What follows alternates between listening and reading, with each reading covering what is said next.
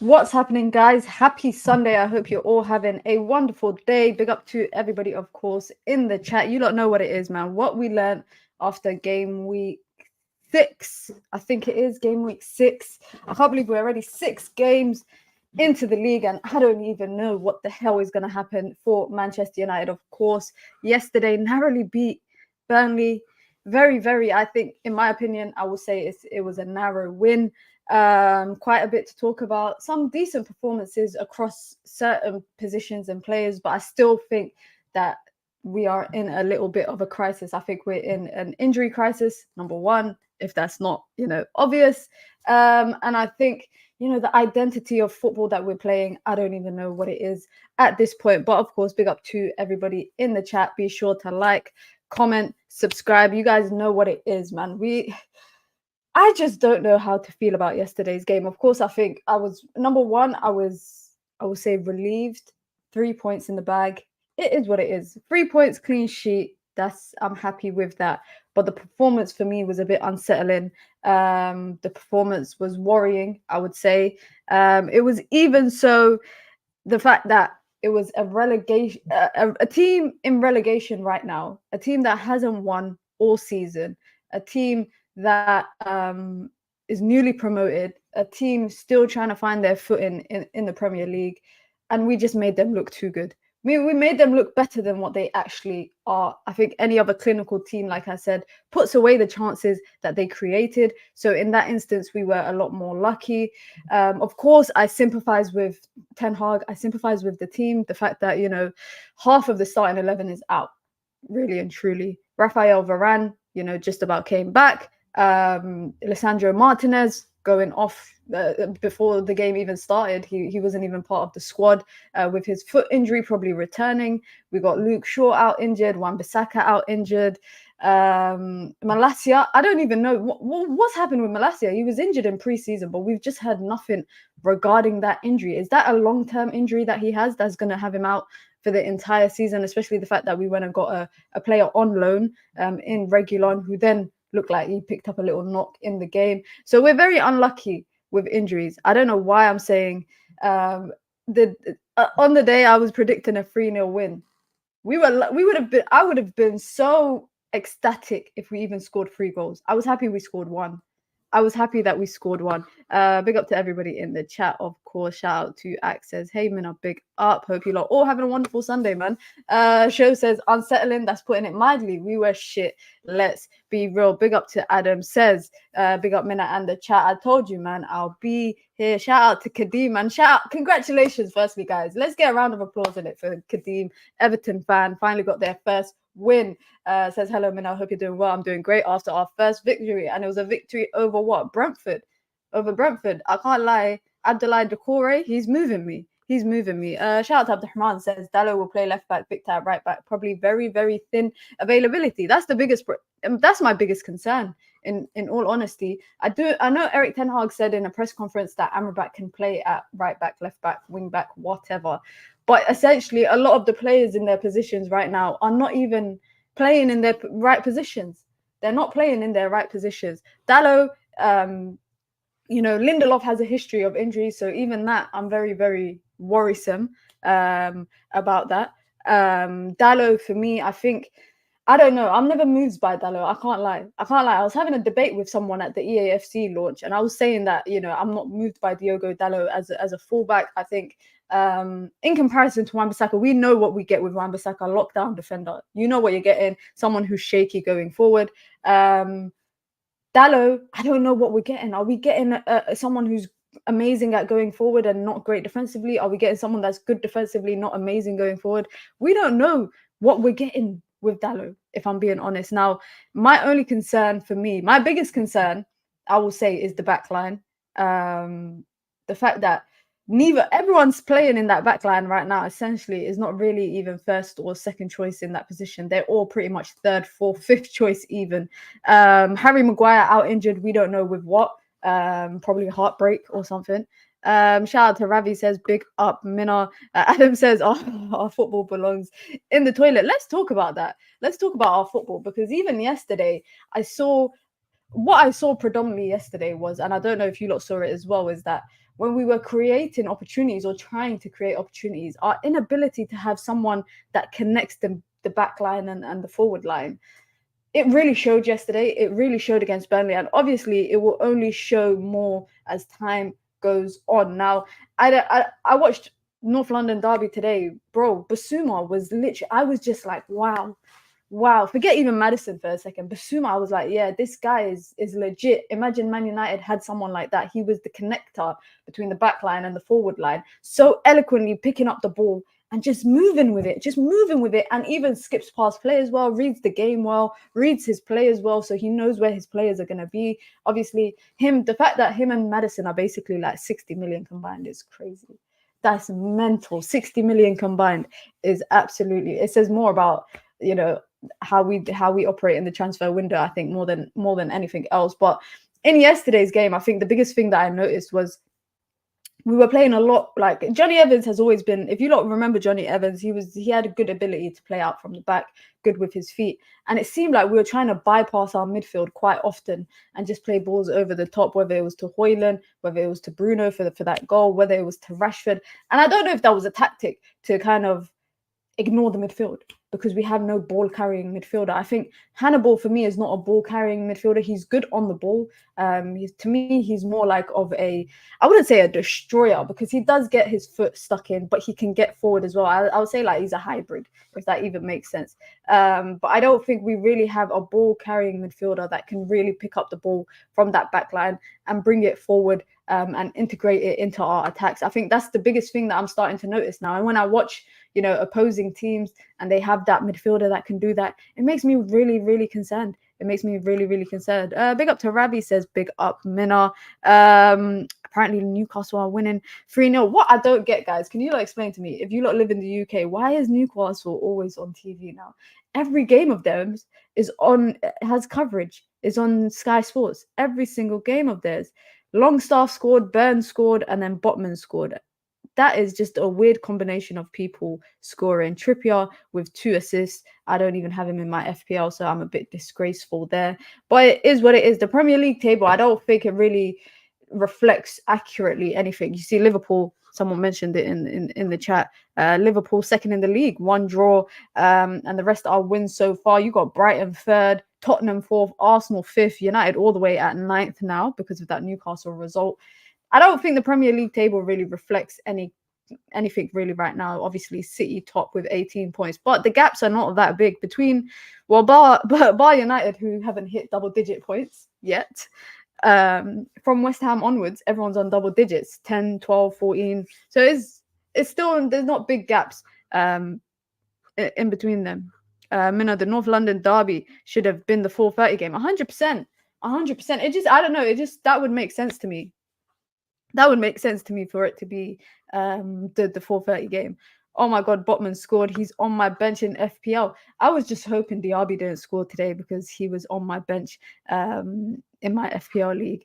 At least Chelsea and Asnat dropped points. Listen, Chelsea, I look at United obviously a lot. We talk about United a lot, but Chelsea is, I need to speak to Chelsea fans. I need to know how concerned they are, how worried they are. The fact that I saw a stat today that was talking about the games that they basically played in 2023. Let me try and find it again. I think it was Fabrizio that tweeted it. Yeah, he said in the Premier Leagues, in the year of 2023, Chelsea have 13 defeats, 9 draws, and 5 wins. 5 wins in nearly 10 months. That is crazy. And under Poch, they have 3 defeats, 2 draws, and only 1 win. £1 billion. I just don't get how they're getting away with it so much. And also, I think from October 21st, they've got a ridiculous run of games. They've got, Arsenal, they got City somewhere there, they got Spurs somewhere there, they got us, they got Newcastle, they got Brighton, they got Brentford. There is no way in hell, guys. There is no way in hell Poch makes that out alive. But again, let's just focus on us. The good thing is that the run of games we have in those months, in the months of October, November, and early December, is pretty decent. We play a lot of mid-table teams. Obviously, we've got City and whatnot. But for me, I think we could talk about United because, that's what we're always here to talk about. And we can touch on all the other teams that have played this weekend as well. For me, that Burnley game yesterday, guys, there's no way anybody looked at that and thought, even though that we won. I think the only positive of that game for me is that we won and we kept a clean sheet. That's two positives. I think Hannibal had a decent game. I think he had a good game because of what we've been forced to watch in that midfield for so long. I think Bruno had moments where he was involved in the game, then he had moments when he was not involved. I guess that's what happens when he starts out on the right hand side. I owned up to it. If you lot watched the stream yesterday, I owned up to it and I apologized to Johnny Evans because I was pretty traumatized when I saw him in the starting lineup. I had a feeling he would be in the starting lineup when I heard Lisandro Martinez was out injured, but he kind of proved me wrong. Of course, and a team with a more fluid front line, a team with a more stronger front line, a team with a more clinical front line, it might have been a different situation. But one thing I respect about Johnny Evans, 35 years old, boyhood club, whatever. Manchester, I'm not going to say Man United legend because, we don't throw around that legend word over here. But what I like about players and what we've lacked for far too long is that when players are third, fourth, fifth option, when they're called upon, I just want them to perform. That's it. When you are called upon, when there's injuries, when there's rotation in the team, if you are called upon by the manager, please just play your heart out. And that's exactly what Johnny Evans did. He played his heart out, put his all into the game, threw himself. He lunged into a tackle. I think it was Jay Rodriguez. Put his life on the line to keep that clean sheet. For me, I think I do apologize to him for my criticisms before the game, but also he should never have been playing in the first place. If we're going to be honest, he should never have been starting in the first place. He should never have had signed a contract in the first place. We spent the entire beginning of the transfer window talking about how we wanted a centre-back. Reports saying Manchester United are targeting a centre-back. Kim Min-jae, Axel Disasi. I saw bare names flying around, and we ended up with Johnny Evans on a free at the end. Of course, this is what life is like. Glazeonomics. This is what life is like sometimes for the manager. And of course, Ten Hag is just, making do with what he has, and I respect that.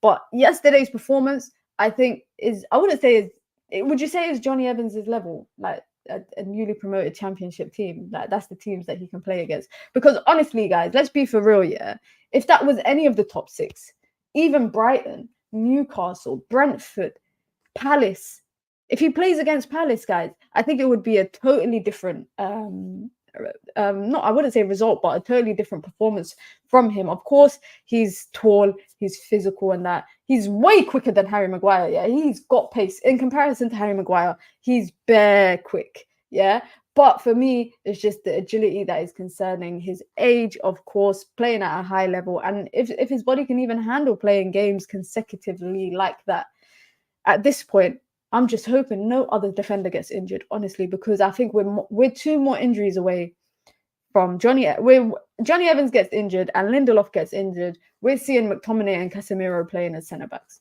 because we have no other options. I hope Lisandro Martinez is okay. I don't even know what went wrong with him. I think there was reports saying that he tweaked the foot that he injured initially at the end of last season. So it was just for precaution that they kept him out.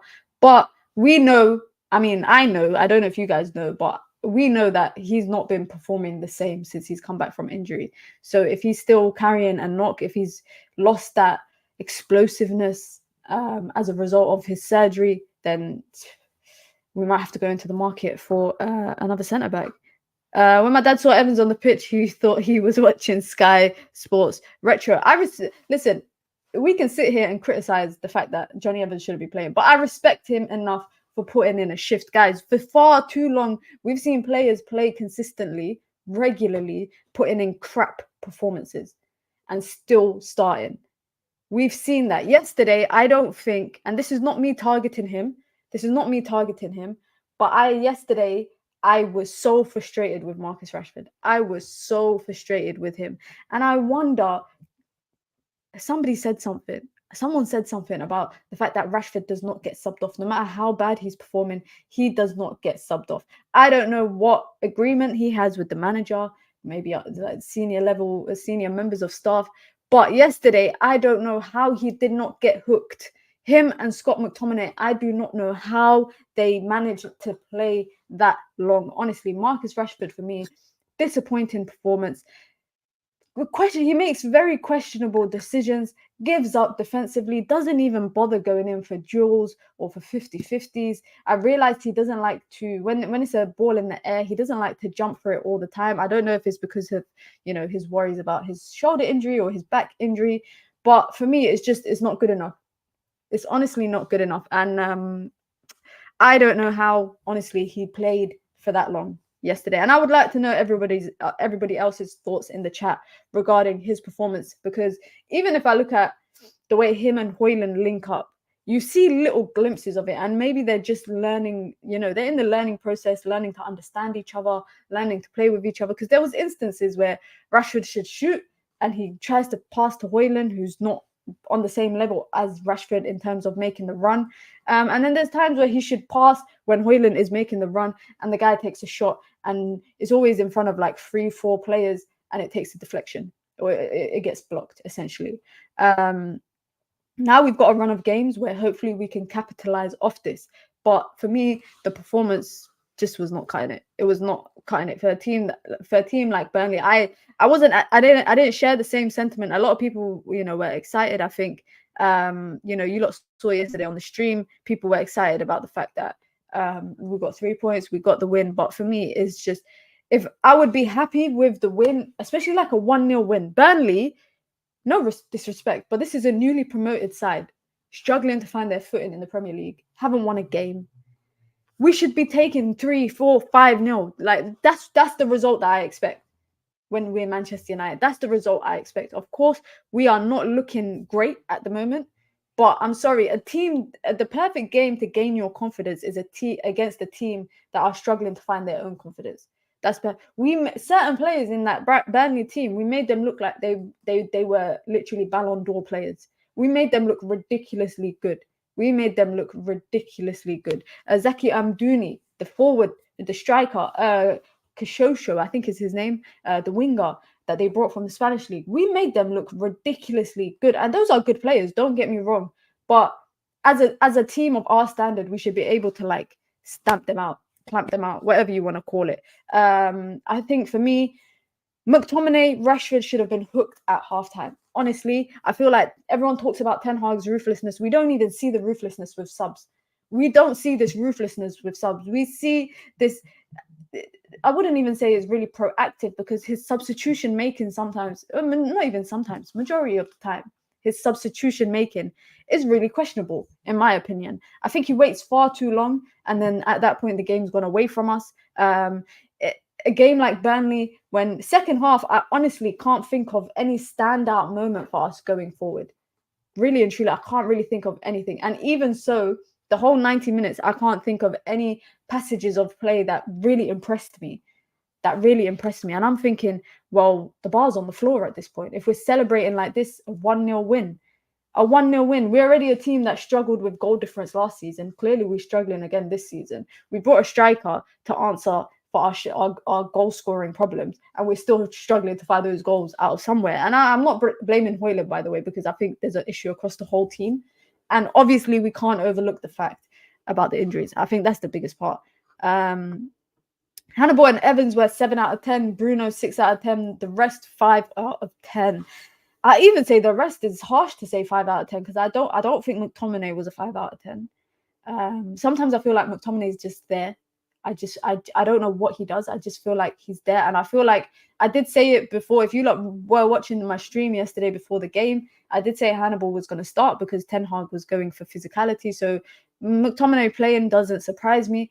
But the lack of technical ability in that midfield really, really concerned me, because we just could not string together anything in that midfield. It got to a point where Johnny Evans was bypassing the midfield and just playing balls over the top. I think Anana quietly had a decent game, but for me, we were sold him on the impression that he's great with his feet, and he was misplacing passes everywhere yesterday.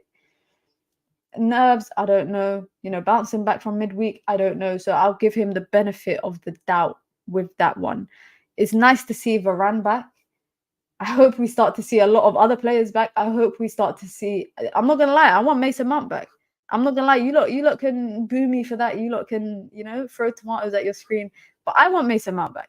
A better manager gets the best out of both. I think that's in reference to Rashford and McTominay. I think we overlooked how poor McTominay was. Appreciate the 3 points, but hopefully we can be much better going forward. I don't know. The thing is, with this whole, and I agree, I hope we can be better going forward, but can we really see that happening anytime soon? In all honesty, guys, in all honesty, if you lot be honest with me, I'll be honest with you.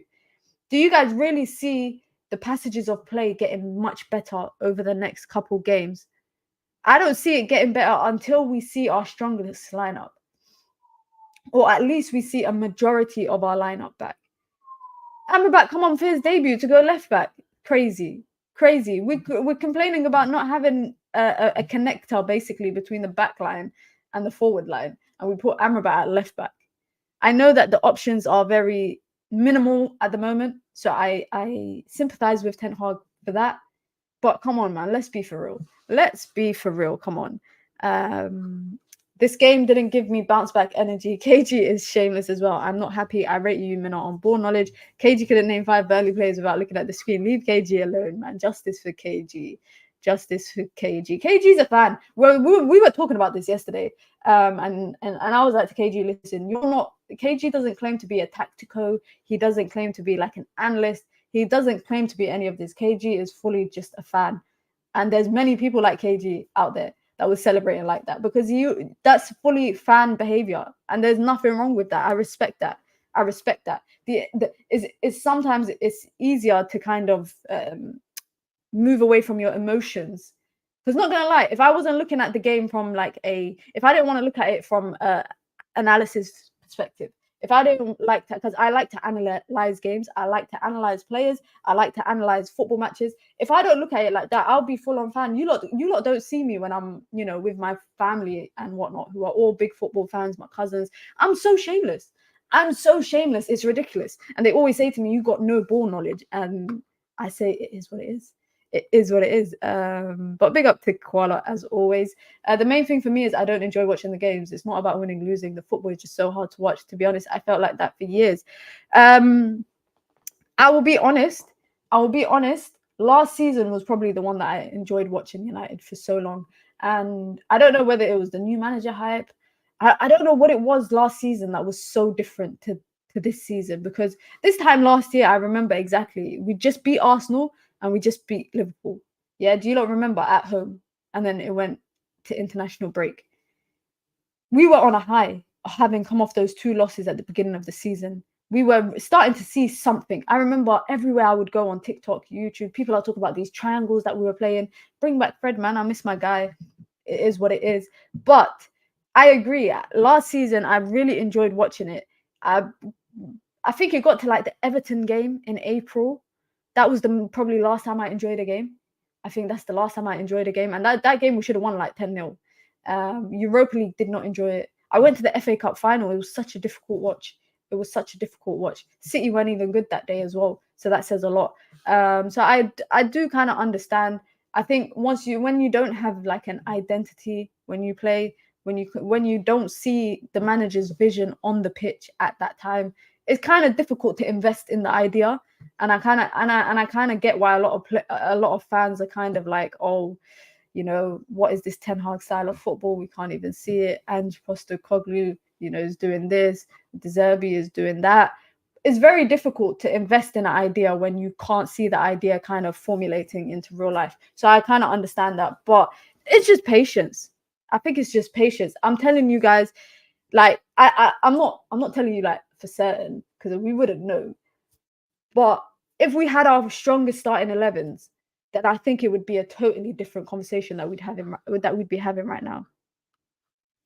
How long before Højlund gets infected by the shoot on sight main character syndrome at the club? Listen, if I was Højlund and I'm making certain runs and people ain't finding me, did you see there was a chance he had? He had I think it was Hannibal to the right, and then he had Rashford to the left, and instead he ran with the ball, got to the edge of the box, and kind of just ran into traffic of 3 players, and then just lost possession. That is such a Rashford thing to do. that's such a Rashford thing to do. Like, and I was just like, what is going on with Hoyland? Have we already rubbed him off of, you know, whatever it was, that whatever talent he had when he came from Atalanta. I see us getting better. We have moments in games. We just need to find some confidence, and the players are playing nervously because they're under a lot of scrutiny. It's not an easy spotlight. That's true. I think one thing I can definitely agree with is that players don't look confident. They don't look confident. Even like yesterday, we were 1-0 up, but I felt like we could have conceded at any point. I feel like we had the ability to concede a goal at any point. When there's a shot at Onana, my heart drops to my stomach. Do you know how crazy that is? We spent 50 million on a keeper, and when there's shots at him, my heart stops because I don't even know if he's gonna catch the ball or not. Like, I just don't know. That's the first point. The second point is, you see it. There's no confidence in the way that we play at the moment. And I agree. I agree with DJ here.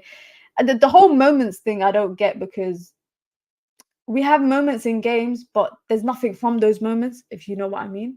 We create, like, if we were a Moments FC team right now, it means we would score every time we get a moment or an opportunity or we create something. But it's just not like that at the moment. We create chances, but nothing really for it. Johnny Evans's goal, can I just say, should not have been disallowed. The level of VAR, yeah. Today, you guys saw North London derby. You lot saw that if you watched the North London derby, Romero penalty given to him for that handball. I saw a lot of people saying it wasn't. Gary Neville was saying on punditry that should never be a penalty. The level of VAR, Man United had something similar against Spurs from, I think it was a Garnacho shot, when Garnacho took a shot against Spurs, and it was just in the box, arm in the air like this, no penalty, no penalty. If the argument is that that was not a penalty, if Gary Neville was saying today that Romero thing should not have been a penalty, Eriksen in midweek, that shouldn't have been a penalty against Bayern Munich. It shouldn't have. I don't know. I think the level of VAR right now is in the mud. I think VAR is so inconsistent. I think, and not only that, I feel like we are one of the only clubs, or maybe one of the few clubs, that really get penalized with VAR quite often. It's really frustrating sometimes. That Johnny Evans goal should have stood. I saw quite a few like referees, ex-referees, whatever, saying that it should have stood because Hoyland was not in an offside position when the ball came off of Johnny Evans's head. But my point is, VAR is a joke. I honestly regret the day. I hate the day that they decided to bring VAR into the Premier League. That should have just stayed wherever it came from. No offense, but it should have stayed over there. If it was being used in other European leagues, it should have stayed there, because I feel like so many times this season alone, VAR has messed us up. How many games in a row? That goal from Johnny Evans, I think, would have made a big difference for how the game would have went on. I know we went on to score a bit later on in the game, but I think it would. And also, they robbed Johnny Evans of that celebration. The guy, did you see his celebration? How happy he looked. He looked so happy. I felt bad for him. I really felt bad for him. Can we all agree Erik Ten Hag out? No. If there are people, Ten Hag, if anyone in the chat is Ten Hag out, please do drop it in the chat, because I would like to know. I'm not going to ban you or anything from the thing, but I just want to know. I'm trying to gauge, the levels of Ten Hag out versus Ten Hag in. Minna, will we get out of the UCL group? I reckon we will. This also helps top 5, I can't lie. I think Champions League right now, what we got? We got FC Copenhagen next week. We got Galatasaray. For me, the biggest worry is that I don't know how those games are going to pan out. And the last game that we have in the Champions League will be against Bayern Munich at home. So there's a possibility that we will go into that game probably needing to win it to go through in the group stages. I'm hoping that we can get the job done versus all the other two teams in the group. I think we could finish second. After that Bayern Munich game, is it safe to say that Bayern Munich are going to top the table? I'm not too sure, but I think we can finish at second, or the table could be wide open. I genuinely just don't know, because we don't even know who's going to be available throughout the next couple months. We know that Mason Mount is back. My guy, Mason Mount. We know Mason Mount is going to be back. I know you lot hate him, but I think Mason Mount will be back. We know that who else is out. We don't know when Anthony will be back, to be honest. We don't know. Jadon Sancho definitely ain't coming back. He ain't coming back at all. Who else? Lisandro Martinez hopefully will be back. Varane is now back. I'm hoping one of our fullbacks come back. Whether it's, I think Luke Shaw won't be back until probably the end of the year. But hopefully, we could do with Reguilon for now. Wan-Bissaka out for 2 months. I think if Amrabat stays fit, Mount comes back, Varane, Lisandro Martinez, Rashford can stay fit, Højlund can stay fit. I think we could have a good starting 11 in the Champions League. I think we could have a good starting 11 in the Champions League. But you know what? It's hard for me to say whether we'd get out of the group or not, because I'm in a position where I just don't know anymore. I go into games not knowing what the result will be, not being able to predict it. And it's not, that actually has not happened often last season. Last season, I don't know if you guys remember, but obviously we were probably riding on a high after the World Cup, is that I always felt confident going into games, whoever we were coming against. I felt confident. I remember Emirates away, I was confident. We lost, but I was still confident. City at home, I was confident. We won. Barcelona away, I was telling people, guys, don't worry, we're going to win. Don't worry. Even at the end of the season, when on United View, we predicted the last 4 games, I said that we were getting maximum points. I said we were getting 12 out of 12 points to finish in the top 4. People were saying 9 points, 10 points, 7 points, whatever. I said 12 points because I felt like last season it was so different. This year, I just don't know. If I could go back to the predictions that I did at the beginning of the season, when the season was starting, I think I would change a lot of my predictions, because I said coming into the season, I said we had to be in the mix for, the title, not challenge, but just be up there in the top 3-ish. I said we had to make a deep run in the Champions League and we have to win something, whether it's the FA Cup, a meaningful trophy. We had to win the FA Cup, Champions League, or Premier League. Obviously, that was me being delusional, but that was me setting my expectations. Saying that, I said that we had to make at least quarterfinals in the Champions League, at the minimum quarterfinals. So we have to get past round group stages, get past round of 16, and then get to the quarterfinals and maybe the semis. If I could go back to that prediction I made, I would absolutely change everything. I would change it all. I fell out with Eric Ten Hag. Player fan swap. Reguilon came to United. I went to Spurs, coming back in January. I'm actually dead. Big up to DJ. Says, please back the manager. Please remember he was left hung out to dry in the transfer window. Right manager, wrong owners. I mean, that is definitely one way. But also, we can fault the manager for spending 60 million on Mason Mount. When I wouldn't, what's so funny is that I like Maddison. I think he's a great player. And I laugh when people say, oh, we spent 60 million on Mount when we could have got Maddison. Maddison and Bruno play in the exact same position. So unless you're saying Bruno would play deeper with Casemiro and then Maddison would play in the 10, I understand why everybody would say, oh, why did we go for Mount over Maddison? I get that. But bear in mind, guys, Eric Ten Hag has had money to spend, albeit not, maximum, not 100%. He spent, 90 million on Anthony, 70 million on Casemiro, who I still think was a club signing. I don't think that was a Ten Hag signing. Mason Mount, of course. Rasmus Højlund, Anana. This guy has spent money. He's spent money. He's spent money in the last 2 windows. He has spent money. Majority of the starting 11, even though they're all out injured right now, but his preferred starting 11 is predominantly his signings. They are predominantly his signings. The only thing I will say is that I sympathize with the manager is 2 things. Number 1, some of them players are dumb. I can't lie. They seem like they have the inability to follow instructions. They seem like they know what the manager wants them to do, but they just can't do it, or they don't want to do it. I don't know which one it is. It's either that they don't want to do it or they just can't do it. And the second one I sympathize for him is the injuries, because that's something out of his control. We haven't had, what was it? They didn't have a doctor. They didn't have a doctor for how many months? We had an interim doctor.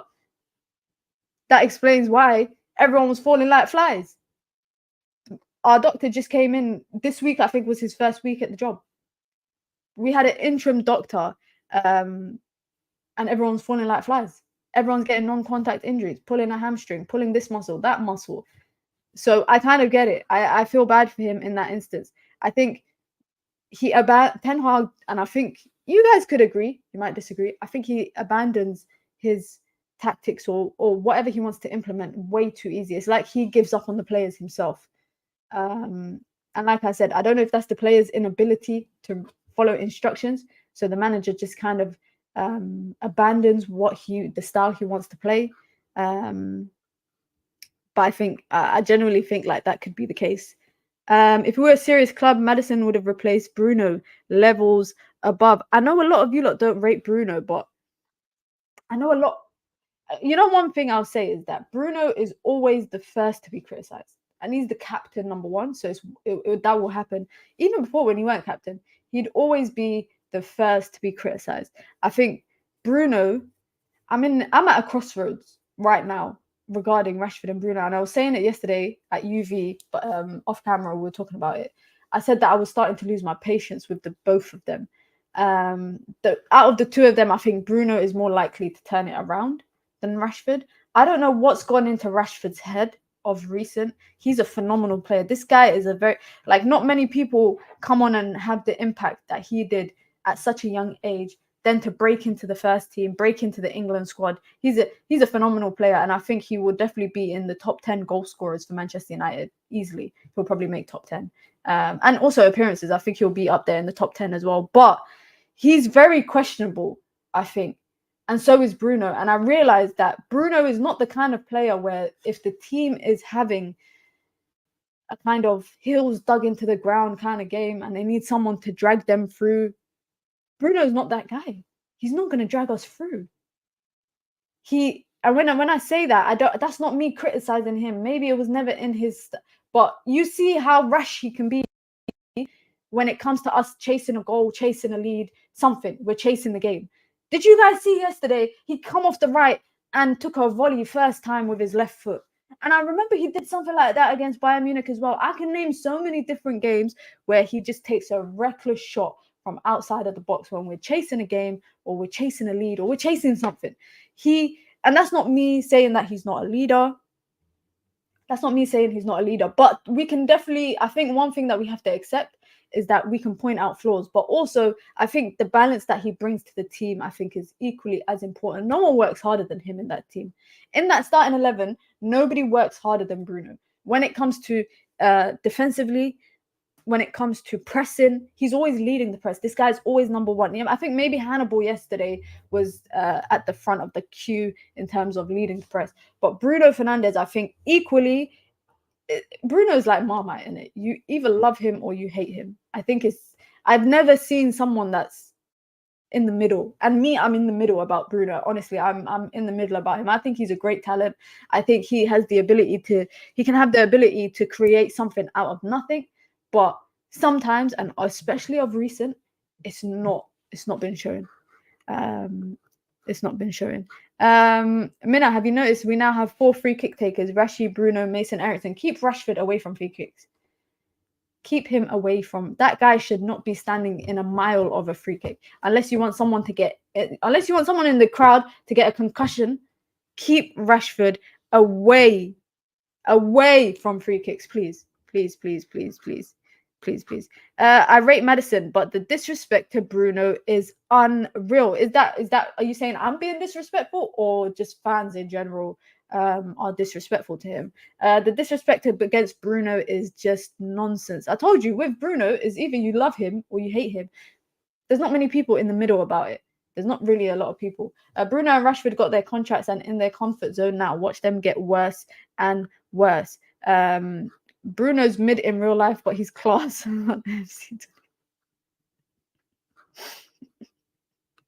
Oh my days. Mina, I stood up and clapped when Amrabat came on the pitch. I was so happy to see him come on. Yeah, I was clapping. Then I saw him going to left back. I stopped clapping. I said, yeah, this is pointless.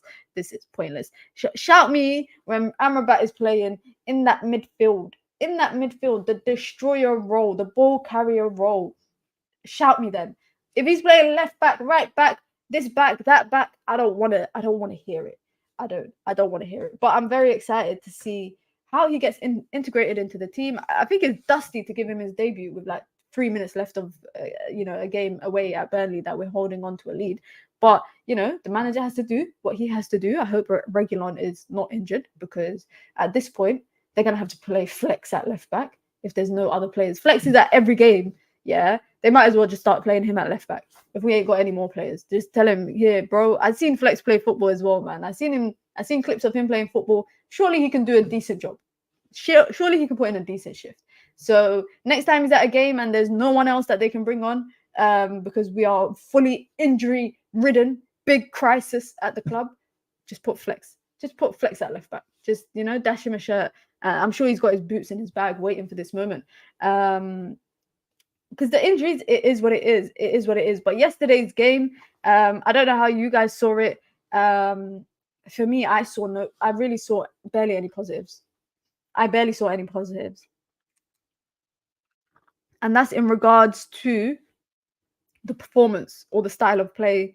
It's not me regarding a win as, there's no positive. Clean sheet, no positive. That's all positives. But if we talk about specifically the performance and how we got those 3 points, it was just literally one glimpse, one moment, Moments FC, one moment that we created. Johnny Evans, ball over the top, bypassed the whole midfield, because our midfield is useless when it comes to being in transition with the ball, being technical on the ball and all of that stuff. One ball over the top. Great finish from Bruno Fernandes. But for me, the performance as a whole didn't move me. Didn't impress me, not even in the slightest. I don't think we're seeing, and you could see what that goal meant to Ten Hag, the way he celebrated it. You can see the way that he celebrated that goal. It meant a lot to him. He was celebrating it like it was a Champions League winner. Like, I thought he was going to jump into the crowd at one point. You could see what it meant to him, and you could see that the players needed it, for their own confidence. Of course, it would have been 4 games on the bounce if we had lost. We would have been as bad as flipping Chelsea, even though we haven't spent nearly as much as them in 12 months. But I just need the performances to get better. We're coming up against Palace midweek and then Palace again on Saturday. I hate when we play the same team back to back. This happened with Leeds last season. At one point, I remember it felt like we played Wolves like 10 times a season. So I'll be interested to see how we get on. It'll be interesting to see how we get on with the Palace game, of course. Particularly, I'm more looking towards Premier League rather than Carabao Cup. I can't lie. I'm looking more towards that fixture. Manchester United as a club have injury prone as a tree. Koala hates Manchester United all of a sudden. Big up to Dipesh, says terrible performance. Keep playing like that and it will catch up with you. Of course, I believe that we won't be able to get away with this. We won't be able to get away with it, especially against other teams. Like I said, more clinical teams, we won't be able to get away with it. Slightly better defensively, but otherwise style of play in the mud. I don't even think defensively we were amazing, because I feel like Burnley never pushed us to our limits. I don't think Burnley pushed us to our limits, and that just says a lot more about them than it does about us. And it also says a lot more about us that we could not break them down going forward, because really and truly, we should not be beating Burnley 1-0. I don't know if I'm the only one that shares that sentiment, but we should not be beating Burnley 1-0. It should be a 3-4-0. At least two goals. At the least 2 goals it should be. 1-0 is, you're walking on a very thin line when it's 1-0, because one goal they score and we're sharing the points. And we're sharing the points easily. Big up to Knight Rider, says, Mina, why you be hating on my African brother so bad? Onana, firstly, he ain't your African brother. He's my African brother too. Number 1. Number 2, I don't hate on Onana. I want him to do well. But there is nothing wrong, guys. This is what I wish people just get sometimes, is that calling out a flaw or an error or mistakes that you see is not you hating. It's not you hating. Me saying that Onana yesterday, had a lot of misplaced passes, it's not an opinion. That's a fact. Now, any other team, like I said, a lot of things that happened yesterday, any other team that would have capitalized on it would have. But this was Burnley. But he was good in shot stopping, claiming the ball. Is what we want from him. Off his line quickly. But his passing yesterday, and I don't know, I want to know if you lot believe, if you lot agree with me. I don't think his passing was amazing yesterday. Furthermore, let's go look at the stats. Let's go look at. I don't even like to be a stat merchant, guys. You don't know me. I don't even like to be a stat merchant. He had an 8.2 performance on FootMob.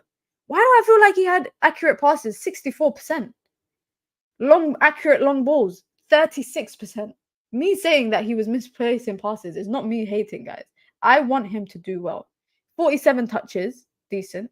Good saves, diving saves, saves inside the box, all of that kind of stuff. But when I'm looking specifically at the passing, which is what he's been praised for such a long time, it's not good enough. It's not good enough. 64% accurate passes and then accurate long balls, 36%. And bear in mind, that's 8 out of 22, meaning he played 22 long balls. He played 22 long balls and he did not connect with at least 10. At least 10. He has to do better. But I think it's just one of them ones where we're going for it's a roller coaster, guys. It's a roller coaster. We've got to go, we had to go down before we can go up. Now we're going up. My favorite thing to say is it gets worse before it gets better. And for Onana, coming back off that midweek howler with Bayern Munich, it's slow growth. I believe in him. I actually want to get an Onana shirt because I like the black goalkeeper kit. It looks so nice. I think it looks so nice. Moments FC in full effect. Yeah, I think Moments FC is a good way to sum it up. Which is, you know what? Is that not what people used to call us under Oli as well? Under Oli, were we not Moments FC? Under Jose, were we not Moments FC? Where we literally just bam moments. 4-0 Newcastle. God damn. And we play Sheffield United in a couple of weeks, guys. We play Sheffield United. Wallahi, if we don't score at least 3 goals against them, I'm gonna be so mad. We play Sheffield United 21st of October. Yeah, away. Another 8 p.m. kickoff on a Saturday. Are you having a bloody laugh? Another 8 p.m. kickoff. Yeah, I'm not kidding, guys. We better 4-0 Newcastle. It ain't even what 60. Is it was 60, 70 minutes, 56 minutes, 56 minutes. Callum Wilson, Trippier with a hat trick of assists. Should have put him in my fantasy team, man. Malo Gusto, you're a waste, man. How are you getting sent off? 2 people I had in my FPL team got sent off today. This weekend, sorry. Burnley were so open at the back. A competent team beats them 3-0, definitely. This is a good question. What is more important in the next game, results or performance? I think results. I definitely think results because I don't want to be them teams or them fans that say, oh, we played good, but it just wasn't our thing. But we played better than the team. No, 3 points is always the most important thing. If we have more 1-0 wins, 3 points are on the board. But I would like good performances. I can't lie. Anyone that says that they would prefer a good performance over 3 points is a liar. They are liars. But for me, definitely results. Definitely results. By the way, Mina, you remind me of Jack from Top Boy. I don't know how to take that. Is that an insult? Guys, what? Now I have to go get a picture of her. Why on earth do I remind you of Jack from Top Boy? That's what I don't understand. Jack from Top Boy. I'm looking at a picture. Please, firstly, come on. Are you having a laugh? How on earth do I remind you of this person?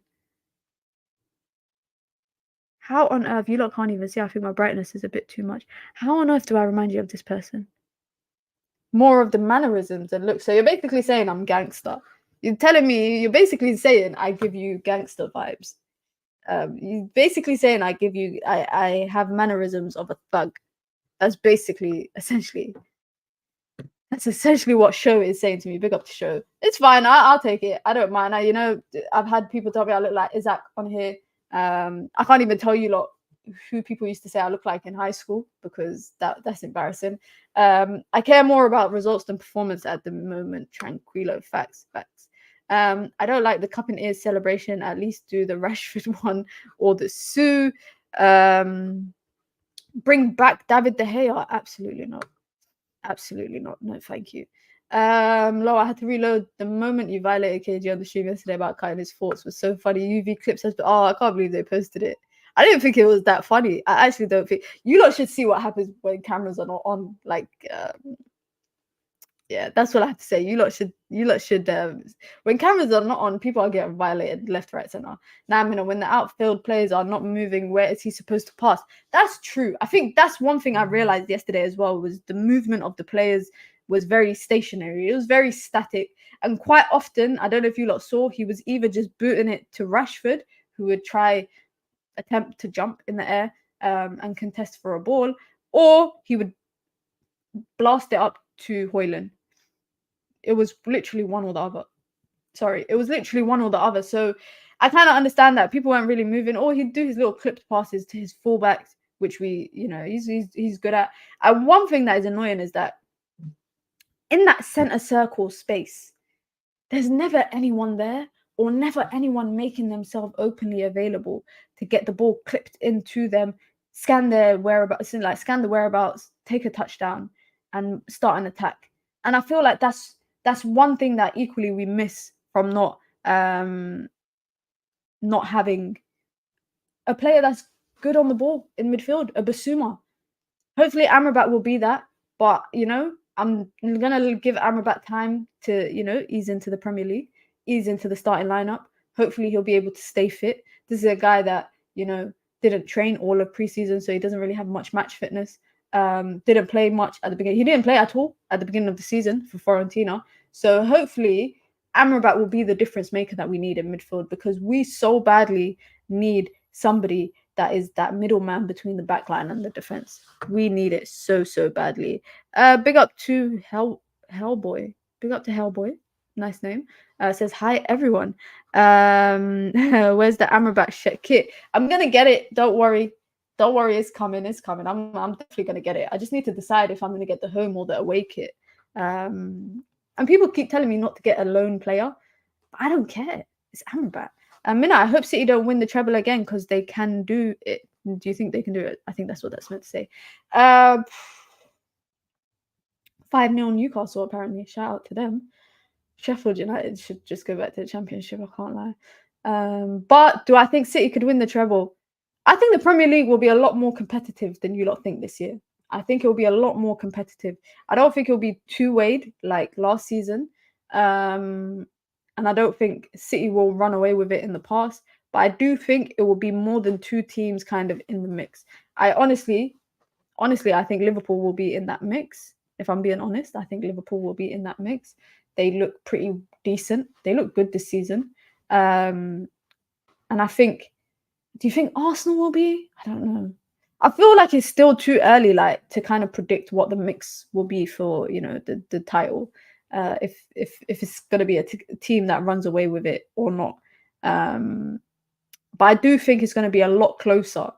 Champions League, I think City easily are probably the best team in the Champions League. Lost some players last season, replaced them with even better players.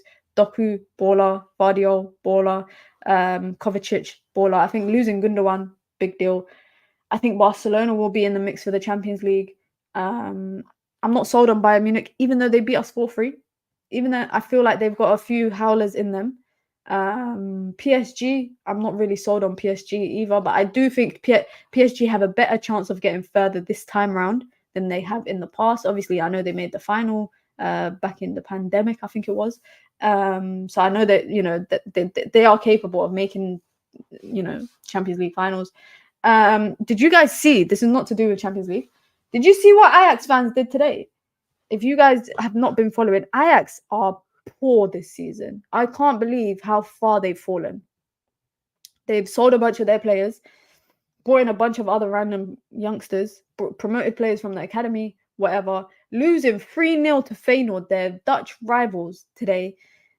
Fans started throwing flares and fireworks, everything onto the pitch while the game is happening. They're throwing flares and fireworks onto the pitch. The game had to be abandoned. Then they tried to break into the stadium from the hospitality sections, dashing flares, everything. Ajax Dutch fans don't mess about. Where are they in their league? That's what I want to know. Because I know they can't be bottom of their table, their league. They can't be. So the game got suspended, even though they were losing, and they are 14th out of 18th, which is crazy. That is literally relegation battle. that is literally a relegation battle. How many? They got 7 points, and obviously PSV are at the top. For me, Ajax have fell off so far. It's actually crazy. Ajax can have Anthony back if they want, absolutely. If they give us back some of the money as well. Big up RVP, he's coaching at Feyenoord. I think his son plays there as well. City will do the treble again. We're just being in denial about it. They'll win the league by 15 points. That's really bold. That's really bold to say they'll win it by 15 points. Erik Ten Hag should try 4-4-2 more with Rashi and Rasmus up top. Mount right wing, Bruno Casemiro left wing, Amrabat. I don't like the diamond. Guys, diamond is not my cup of tea. I don't think we have the technical players for it. I don't think. Then again, we used to play 4-4-2 back in the days with flipping Anderson in the middle. Looking at last season, Ten Hag did not rotate in the cups and took them serious. Do we go strong on Tuesday and not play the kids? Defend the Carabao Cup. Listen, if that's what his plan is, to go strong, you're basically going to risk more injuries. It's as simple as that. You are going to risk more injuries. There's no way that he should go out strong in the Carabao Cup, in my opinion. Play some senior players, but then again, academy kids, who do you even give a chance? Palestri, Garnacho, cool. In the midfield, I'm not too sure, but if Ten Hag puts out a strong lineup for a Carabao Cup 3rd round or 4th round, whatever the hell it is, after we are so injury-ridden right now, I don't know. I'm feeling two ways about it. Let me know what you lot think in the chat. I'm feeling two ways about it. I don't think he should put out a strong team. I think fitness is the most important part. I think fitness is the most important part, keeping people fit, keeping people, like the likes of Reguilon, Martinez, people who have not played on the weekend because of injury or come off injured should not be playing in that game. So that's my opinion. But then again, what if the Carabao Cup is our only likelihood of winning a cup?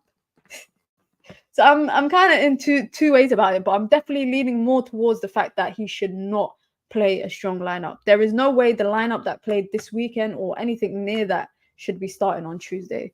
I think Bayindir should get his chance to play in goal, the Turkish goalkeeper that we brought. I think who else? Give some of the younger players a chance. Dan Gore, Hannibal, Palestri, Garnacho. I can't wait for Ahmad to come back from injury, man. I'm not a fan of the diamond either. Got to go back to 4-2-3-1, but use Mount on the right temporarily. It's crazy to think that, guys. We spent how much on right wingers and we still ain't got a right winger. That's mental. F the Carabao Cup, play the weakest team possible, and just exit it. I wouldn't say just exit it. Obviously, Donny van der Beek can play. I'm not saying this is his level, but he can play. Dan Gore, Palestri, Garnacho, etc. But don't be playing the people that should be wrapped up in bubble tape or wrapping bubble. What's it called? Bubble wrap. People that should be wrapped up in bubble wrap right now. Don't play them. Because it's not that equal. It's not that to me, it's not that important. I don't think the Carabao Cup is that important for that to happen. Big up to Jay. He says had to unsubscribe. Thank you, Jay. I appreciate it. The managers had more than enough funds. Mina, change your channel name to Mina's excuses. That's crazy. That's crazy to me. That's the first person that has ever said that I give excuses. Because I don't think, I've literally about 20 minutes ago, I said that the manager has spent a heap of money last summer and this summer. But big up to Jay, always. People are always entitled to their own opinion. 6-0. What? Do you think they're going to break? What's the record? Isn't the record, if they break that record, I think it wasn't United, was it? When we beat Southampton. I fumbled the bag not having any Newcastle player in my team. And the only Newcastle player I had was Isaac.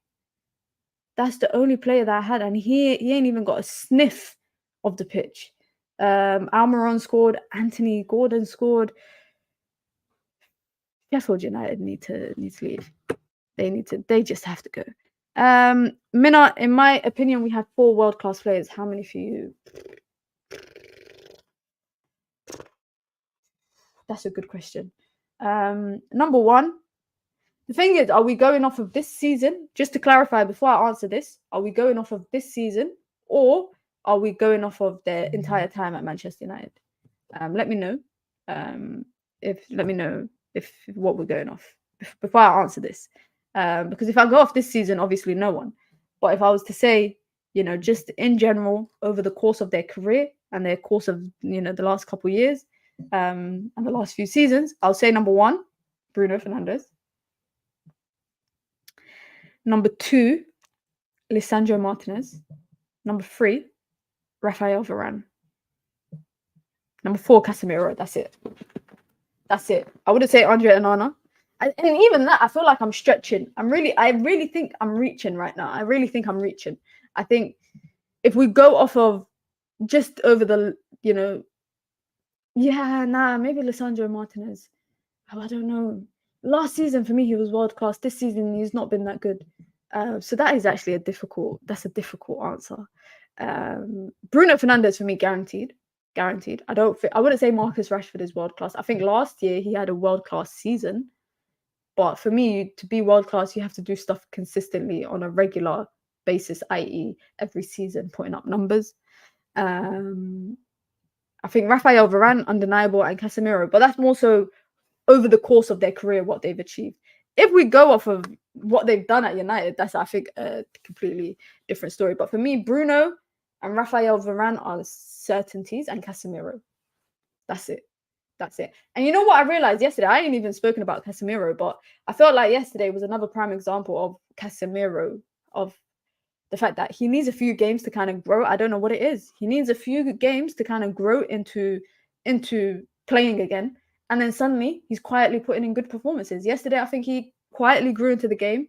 Second half, he took it, I wouldn't say he took it by the neck, but he was good enough to cover for other people's shortcomings in that midfield. And I don't think a lot of people kind of picked up on that. My world class is Fernandes, Onana, Varane, and Casemiro. I wouldn't say Onana's world class yet. Bruno is absolutely not world class. How can you be world class if you never turn up in big games? I think that's a valid question. That's a good question. Varane is up there. I think Lisandro isn't fully recovered from his injury. Yeah, same. I saw it from game 1. I realized he has not recovered from his injury, and you could tell, not just even his rashness, in the way that he's been playing, has just not been good. Big up to Sophia, says big up Mina. I hope you're doing well. Mina, we should try and take the Carabao Cup seriously, given how the draw has been lined up. A lot of good teams will get knocked out. I think if our standard or our aim is the Carabao Cup, then we're a joke. Honestly, guys, we're a joke. We should be aiming for higher than that. But I understand what you mean. If, it's silverware at the end of the day. Big up to everyone, of course, as always. Be sure to like, comment, subscribe. You lot know what it is. In about an hour's time, I think, is the full view on United View. So make sure you guys check that out as well. Might do a stream later on this evening of FC. I was about to say the other F word, but of the new FC 24 might stream pro clubs. You lot are saying it's 7-0 as well now to Newcastle. That's crazy. I'm going to go watch the last 20 or so minutes of that game. Big up to everybody, as always, in the chat. Make sure you like, make sure you comment, make sure you subscribe. You guys know what it is, man. A lot of content coming out throughout the week, so be sure to stick around. You guys know what it is, man. You guys know what it is. 3 points. It is what it is. On to the next one. Can't be mad about that. Make sure you like, comment, subscribe. I'll be back maybe later tonight. Or I'll be back, of course, tomorrow for another stream. Big up to everyone, man. As always, it's your girl, Mina. Peace out. Let's get this outro. Go.